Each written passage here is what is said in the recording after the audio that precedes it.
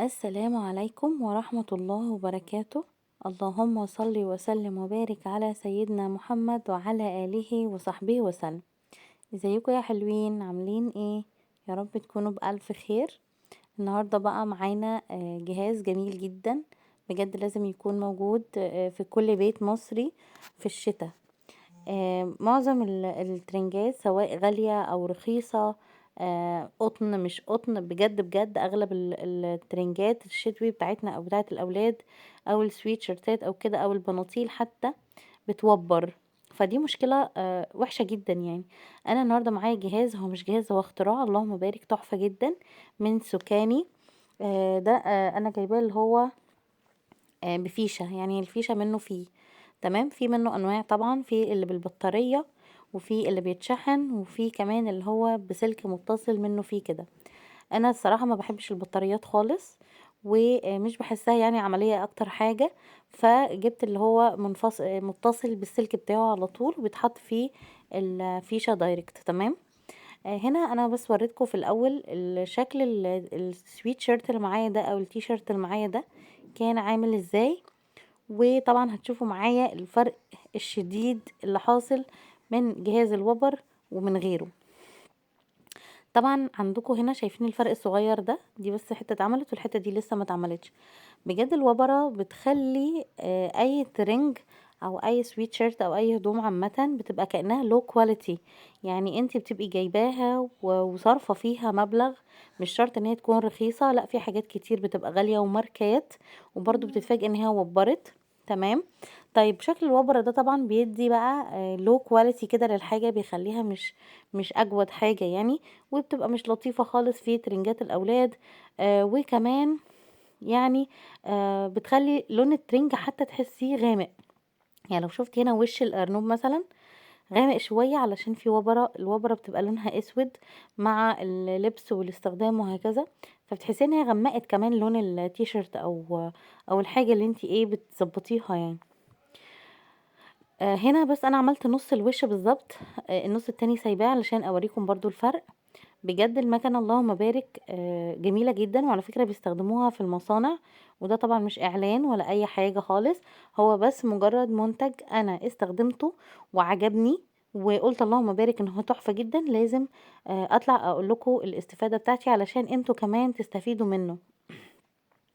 وعلى فكرة هو مش غالي خالص يعني، كان يعني ممكن في رينج ال200 او اقل او اكتر، مش فاكرة الصراحة. ولكن هو انا بس سرعت هنا الفيديو، ولكن في الاول كان الفيديو ماشي بالسرعة العادية خالص. يعني هي سريعة جدا جدا جدا.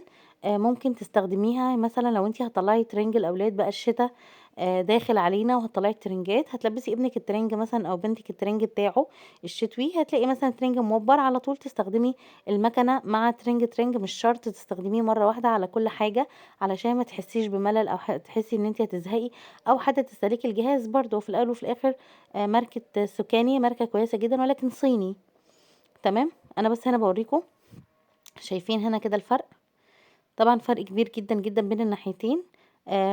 والوبرة لما بتتشال بيقعد على فكرة الترنج بعديها فترة حلوة.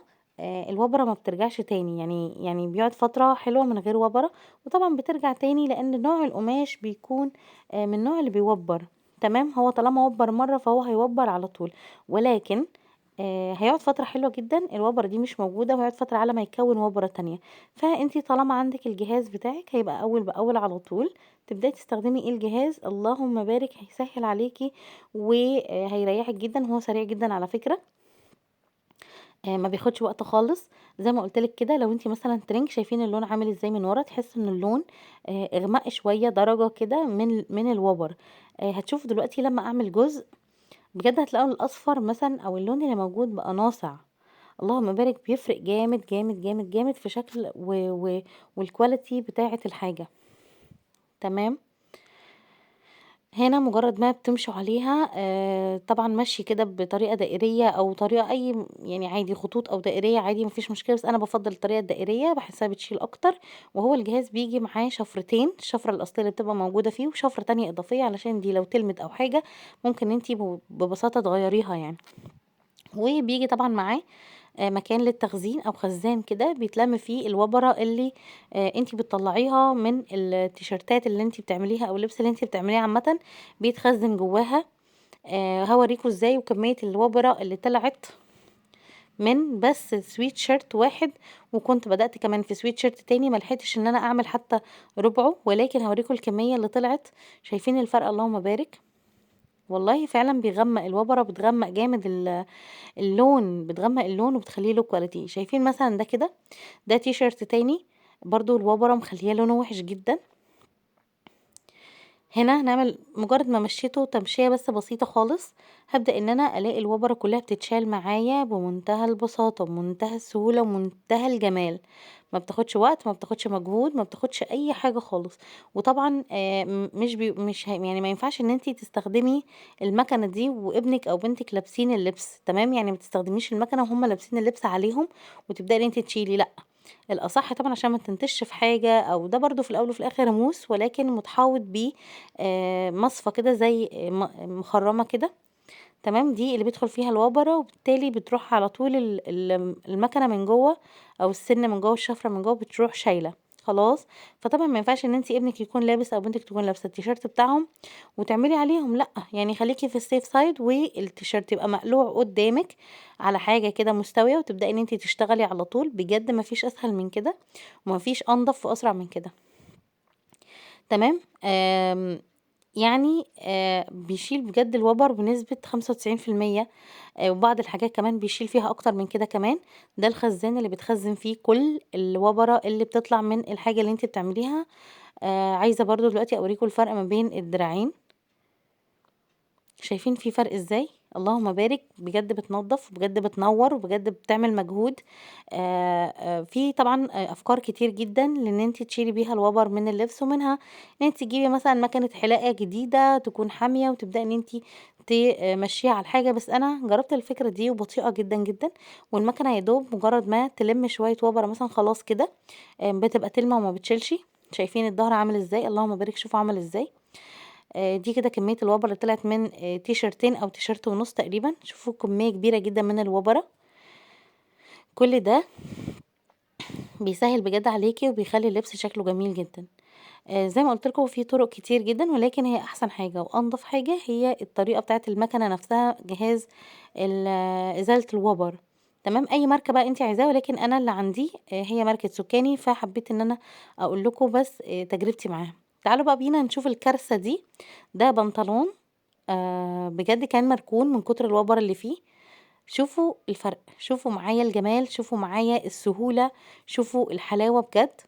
أنا ما خدتش وقت، يعني أنا ممكن البنطلون كامل ده ممكن يكون خد مني 3 دقايق مثلًا، و3 دقايق ده كتير كمان بجد. ما فيش ضغط خالص، هي مجرد إن أنتِ بتحطيها ما بتضغطيش أبدًا عليها. شايفين الفرق؟